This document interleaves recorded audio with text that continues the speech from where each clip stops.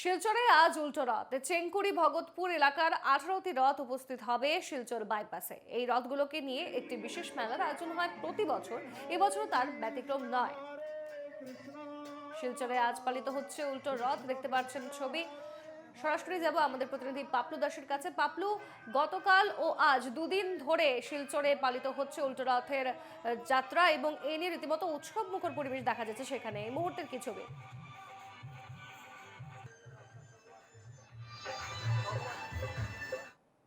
উদযাপিত হবে, কিন্তু আমি বর্তমানে রয়েছি এই বাইপাস এলাকায়। তোমাকে দেখাতে চাইছি প্রথমে যে চত্বরটা, বাইপাস এলাকার যে চত্বরটা রয়েছে, বিশাল সেই চত্বরে এখানে শিলচর শহর সংলগ্ন যে গ্রামগুলো রয়েছে পশ্চিম শিলচর এলাকার প্রায় 18টি গ্রাম থেকে এখানে সেই রথগুলো ফেরারতের সেই রথগুলো এখানে এই চত্বরে এসে উপস্থিত হবে এবং এখানে একটা বিশেষ অনুষ্ঠানের আয়োজন করে থাকেন। গত প্রায় 13 বছর থেকে তারা এই আয়োজন করে আসছেন এবং এখানে যে মণ্ডপ যে যে মঞ্চ রয়েছে, সেই মঞ্চটা প্রায় 100 ফুটের মতো বিশাল এক মঞ্চ। সেখানে মঞ্চের পাশাপাশি আরেকটা বিদ্যুৎকে অনুরোধ করবো দেখানোর জন্য, এখানে আরেকটি মঞ্চ তৈরি করা হয়েছে সাংস্কৃতিক অনুষ্ঠানের জন্য। এবং গোটা এই আয়োজনকে কেন্দ্র করে গোটা পশ্চিম শিলচর এলাকায় আমরা দেখতে পাচ্ছি তুমুল উৎসাহ উদ্দীপনা রয়েছে মানুষের মনে।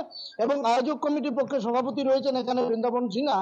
আমরা তার থেকে জানবো, বৃন্দাবন, কি কি অনুষ্ঠান রয়েছে আপনাদের?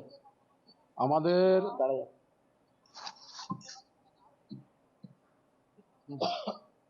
প্রতি বছরের ন্যায় এবারও আমরা আয়োজন করেছি।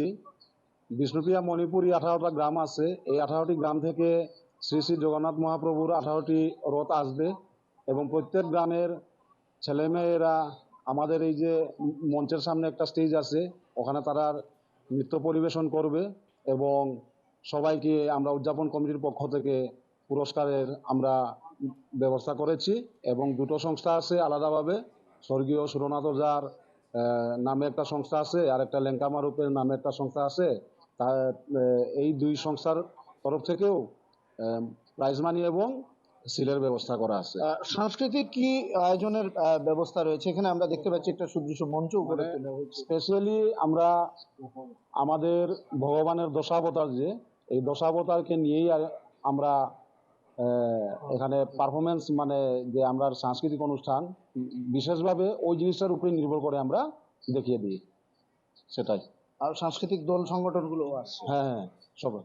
আর স্বর্ণালী, তোমাকে জানিয়ে দেয় গত প্রায় 13 বছর থেকে এই যে তাদের যে উদযাপন, সেই উদযাপনকে কেন্দ্র করে কিন্তু শহর শিলচরেও আমরা দেখতে পাই বেশ একটা উৎসাহ রয়েছে সাধারণ মানুষের মধ্যে। এবং সন্ধ্যের দিকে যখন ধীরে ধীরে এই গ্রামগুলো থেকে ধীরে ধীরে এখানে রথগুলো এসে উপস্থিত হন, রথে চড়ে যখন বলরাম সুভদ্রারা উপস্থিত হন এখানে, তখন কিন্তু এখানে প্রায় 20 থেকে 25 হাজার, তার চেয়েও বেশি কখনো কখনো আমরা দেখতে পাই এখানে মানুষ, জনগণের ভিড় জমে। বিভিন্ন ধরনের সাংস্কৃতিক অনুষ্ঠান হয়। অন্যান্য বছরও দেখেছি আমরা সেই প্রবল পরিবেশের যে প্রতিকূল অবস্থা সত্ত্বেও এখানে কিন্তু মানুষ এসে তাদের এই আনন্দে উৎসাহে সামিল হন। এখানে যে মঞ্চ করে তোলা হয়েছে, সেই মঞ্চে অনুষ্ঠান পরিবেশিত হবে, পাশাপাশি সেই রথগুলো একে একে ধীরে ধীরে ধীরে ধীরে এদিকে চলে আসবে এবং সুদৃশ্য একটা বলবো গোটা চত্বর জুড়ে একটা আনন্দের এবং সুদৃশ্য একটা নজর থাকবে আমাদের। তুমিও নজর রেখো পাপলু। আপাতত ধন্যবাদ।